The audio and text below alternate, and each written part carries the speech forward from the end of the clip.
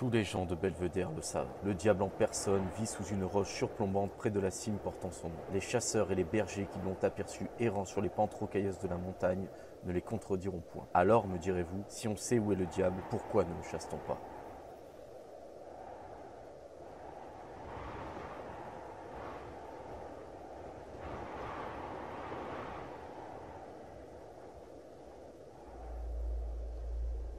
Un jour donc, il y a bien longtemps de cela, un braconnier, dont le temps a oublié le nom, traquait le chamois sur les hauteurs du vallon des Grosses. Un lieu très fréquenté par les ongulés. Depuis son départ, le braconnier n'avait aperçu ni plume, ni poil, ni perdrix, ni chamois. Curieusement, ce matin-là, la montagne semblait désertée de toute vie animale. Ne voulant pas rentrer bredouille au village, il poursuivit sa route vers le col de Rosse.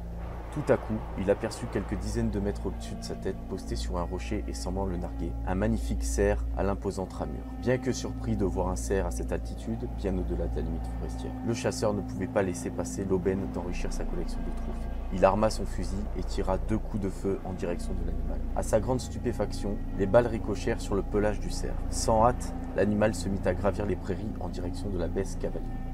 Piqué dans son orgueil, le braconnier, un fin tireur, se lança à sa poursuite. Il le rattrapa aisément et le mit en joue, certain de ne pas le manquer cette fois-ci. Mais le même scénario se reproduisit. Les balles ricochèrent et se retournèrent contre le chasseur. L'homme poursuivit l'animal jusqu'au sommet de la montagne. Là, le cerf se retourna vers le braconnier et reprit son aspect véritable. Le grand cerf n'était autre que Satan en personne, ayant revêtu cet accoutrement afin d'attirer le redoutable braconnier dans un piège. Jusqu'à présent, les délits de ce méchant homme étaient restés impunis et Satan n'avait pas encore réussi à lui voler son âme. D'un coup de corne, le malin précipita le chasseur dans un profond abîme.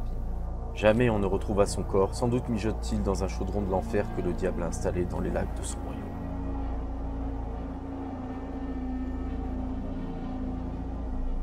Les choses n'en restèrent pas là. Un berger qui gardait son troupeau vers la cime de Rosse avait été le témoin ébahi de cette horrible scène. Les Barverinques, excédés par les méfaits du malin, décidèrent de s'en débarrasser une fois pour toutes. Sous la conduite d'un prêtre courageux, tous les hommes du village partirent en procession vers les lieux maudits, avec force, cierge et crucifix. La marche était rythmée par des chants religieux entonnés en chœur. On s'arrêta devant le lac de la Muta, dont les eaux bouillonnaient au milieu de la neige, signe indéniable de la présence du diable dans ses profondeurs. Le prêtre, s'adressant à Satan, lui ordonna de se montrer et de venir l'écouter.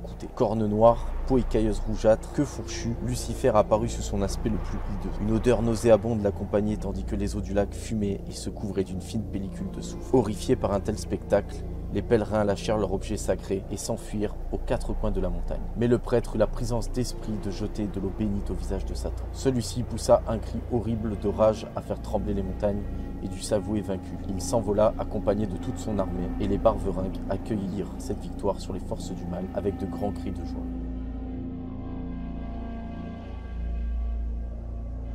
Mais il était dit que Satan avait plus d'un tour dans son sac. Il se posa sur un rocher et hors de portée du groupillon, il apostropha ses vainqueurs d'une voix de tonnerre. Gens de Belvédère, vous avez vaincu le diable, je vous abandonne mon royaume. Je laisse ces montagnes à vos troupeaux, j'admire votre audace et votre courage. Aussi, je vole rassurer vos femmes qui doivent être au comble de l'inquiétude. Je leur annoncerai votre victoire sur le diable et j'en profiterai pour les informer de tous les péchés que vous avez commis à leur insu. Rappelez-vous vos beuveries de soir d'hiver quand vous deviez être à traiter une affaire vitale pour le village. Rappelez-vous vos jeux de hasard où vous avez dilapidé la moitié de l'argent de vos récoltes. Rappelez-vous vos petites siestes coquines avec de belles bergères pendant que vos femmes trimaient à la maison. Et d'énumérer ainsi tous les péchés commis par chacun sous l'oreille incrédule du curé, qui n'en entendait pas tant au confessionnal. Les hommes prirent peur car, à vrai dire, pas un n'avait la conscience tranquille, si ce n'est le curé peut-être. Ils demandèrent donc grâce à Satan, mais celui-ci ne voulait rien entendre. Il se fit longuement prier avant d'accepter de garder le silence. Mais auparavant, il dicta ses conditions. Les montagnards durent jurer de ne plus rien tenter contre lui et promettre de lui abandonner à jamais la vallée des merveilles, sans y ériger ni croix, ni d'y faire venir des prêtres, sinon les représailles seraient terribles.